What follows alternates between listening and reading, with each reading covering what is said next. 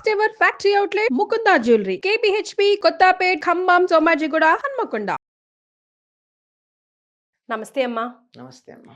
శనివారం ముక్కోటి ఏకాదశి, వైకుంఠ ఏకాదశి. అసలు వీటికి పేర్లు ఎలా వచ్చాయి? మనం ఆ రోజు చేయవలసింది ఏమిటి? రెండు గట్టిగా ఒకేసారి అడిగేశారు.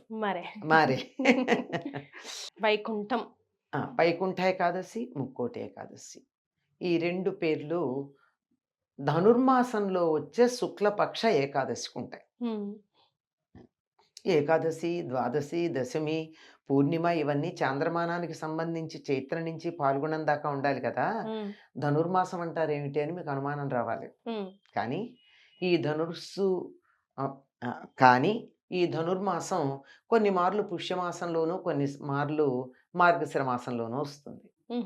ఇందులో ఎప్పుడొచ్చినా ధనుర్మాసంలో వచ్చేటటువంటి శుక్లపక్ష ఏకాదశి ఏదైతే ఉందో దానిని వైకుంఠ ఏకాదశి లేక ముక్కోటి ఏకాదశి అంటారు.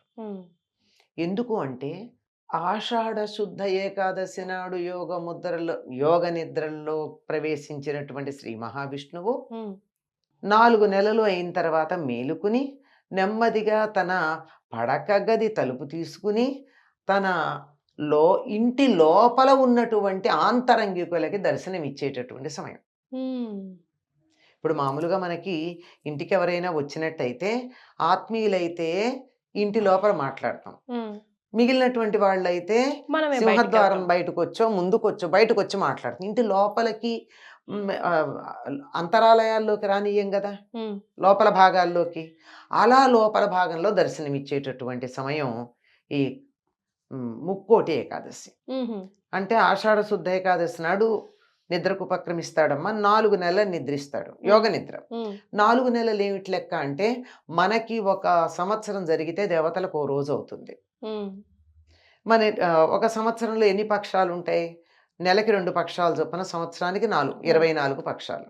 మనకి రోజులో 24 గంటలు ఉంటాయి. మన 24 గంటల్లో మనం విశ్రాంతి తీసుకునే సమయం 8 గంటలు. కనుక 8 గంటలు అంటే 8 పక్షాలంటే 4 నెలలు. కనుక 4 నెలలు ఆయన విశ్రాంతి తీసుకుంటాడు. విశ్రాంతి తీసుకున్నాక తలుపు తీసుకుని బయటకు వస్తాడు. ఇది ఎప్పుడు బ్రాహ్మీ ముహూర్తాన, తెల్లవారుజామున. ఎప్పుడు తెల్లవారుతుంది? ఉదయం 6 గంటల అయ్యాక తెల్లవారుతుంది మనకి. భగవంతుడికి ఎప్పుడు తెల్లవారుతుంది? మకర రాశిలో సూర్యుడు ప్రవేశించినప్పుడు సూర్యోదయం అవుతుంది. అది ఉత్తరాయణ ప్రారంభం. అందుకే మకర సంక్రమణాన్ని ఏమంటాం? ఉత్తరాయణ పుణ్యకాలం అనేటటువంటి పదం వాడతాం. అక్కడి నుంచి 6 నెలలు ఉత్తరాయణం.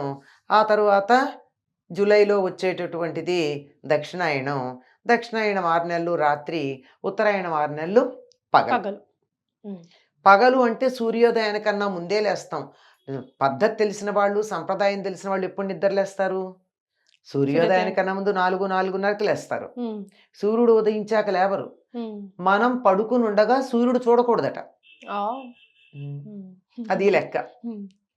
అది మన నిద్ర లేవడానికి. అసలు ఎవరినైతే నిద్రిస్తుండగా సూర్యుడు చూస్తాడో వారికి ఎక్కువ తెలివితేటలు ఉండవు, అభివృద్ధి ఉండదు అని చెప్తారు. అంటే వాళ్ళని రోగుల కింద పరిగణిస్తాడంట సూర్యుడు అని మా నాన్న చెప్పి. అదే అంటున్నాను. ఏమి ఆరోగ్యం ఉండదని చెప్పాను కదా. మరి అలాంటిది ఆ స్థితి ఉండకూడదు కదా. కనుక ఎప్పుడు లేవాలి? 4-4:30కి లేవాలి. మకర సంక్రమణం నాడు సూర్యోదయం అయ్యేటట్టయితే ఒక సంవత్సరానికి ఎప్పుడు లేవాలి? సూర్యోదయానికన్నా ముందు లేవాలి కదా. కనీసం 1 నెల రోజులు ముందు లేవాలి. నెల అంటే వాళ్ళకి 1 నెల అంటే 2 గంటలు. ఒక పక్షం అంటే గంట అన్నాం కదా.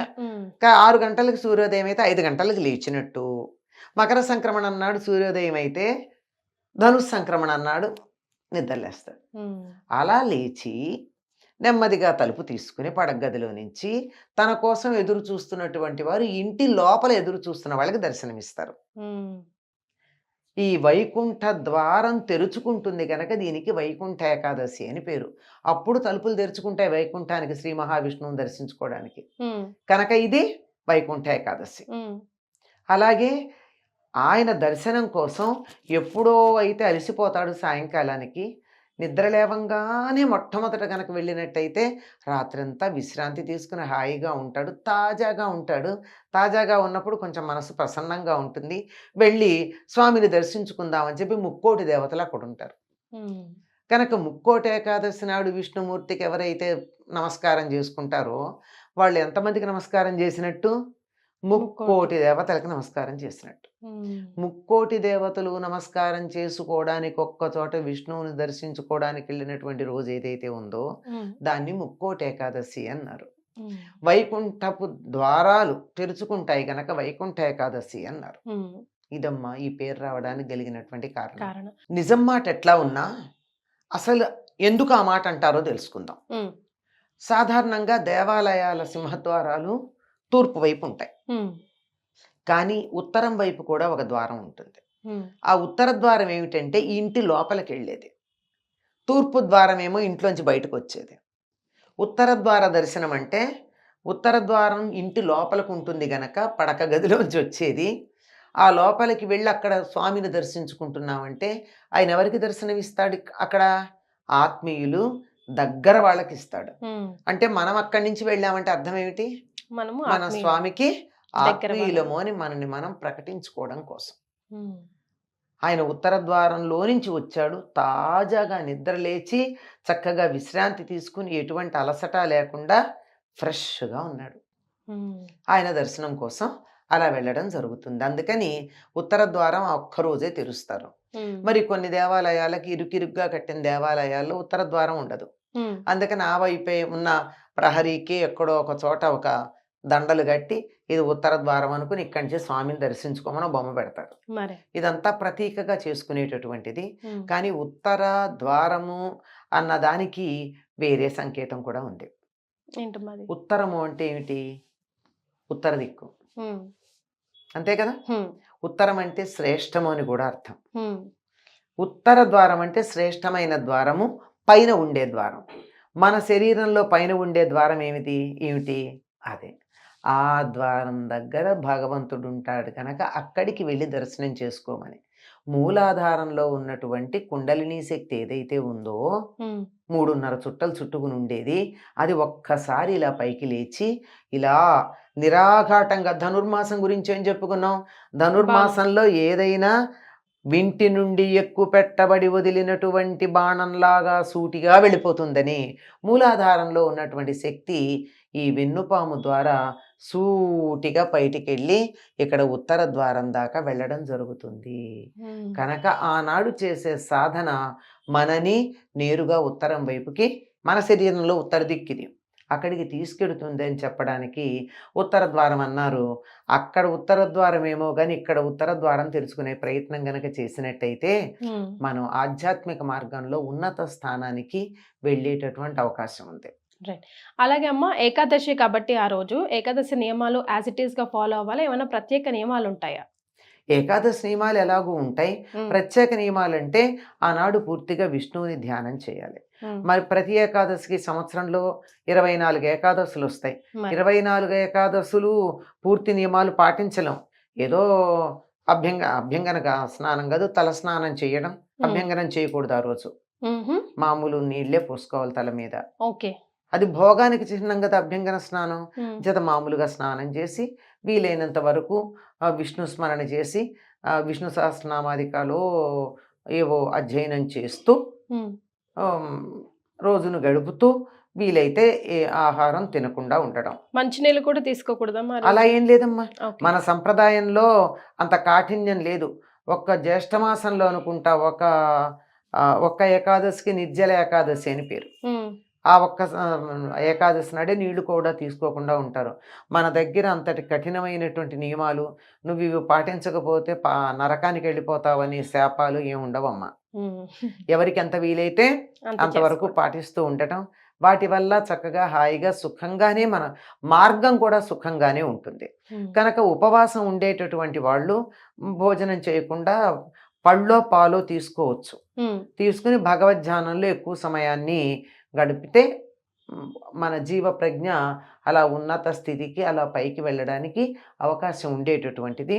అది ఈ ప్రతి ఏకాదశికి చేసే నియమాల కన్నా దీన్ని మరి కొంచెం అధికంగా, అంటే అప్పుడు ఏదో ప్రతి ఏకాదశికి ఒకసారి విష్ణు సహస్రనామం చదువుతాను అనుకుంటే ఈసారి ఎక్కువ సార్లు చేస్తారు.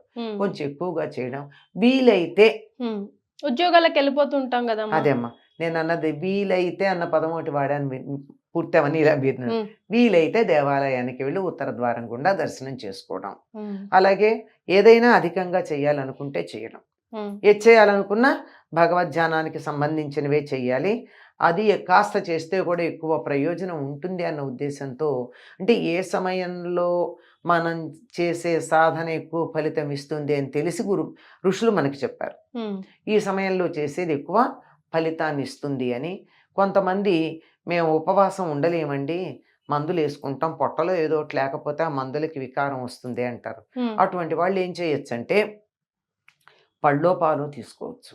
ఓకే. లేదండి మాకు అది కూడా పడవు, గట్టిగా ఏదన్నా ఉండాలి ఘన పదార్థం అంటే ఉప్పు లేకుండా తింటారు.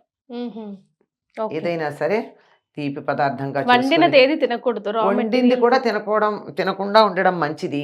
లేదా అలాంటిది ఏమన్నా తినకపోతే ఉండలేను అంటే ఆ వండేటటువంటిది ఏదో వితౌట్ సాల్ట్, ఉప్పు లేకుండా.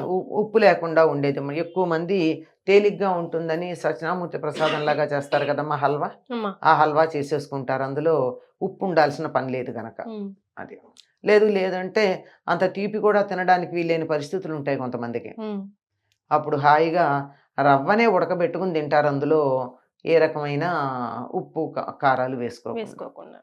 రైట్, చాలా సంతోషం అమ్మా, ధన్యవాదాలు. మంచిదమ్మా.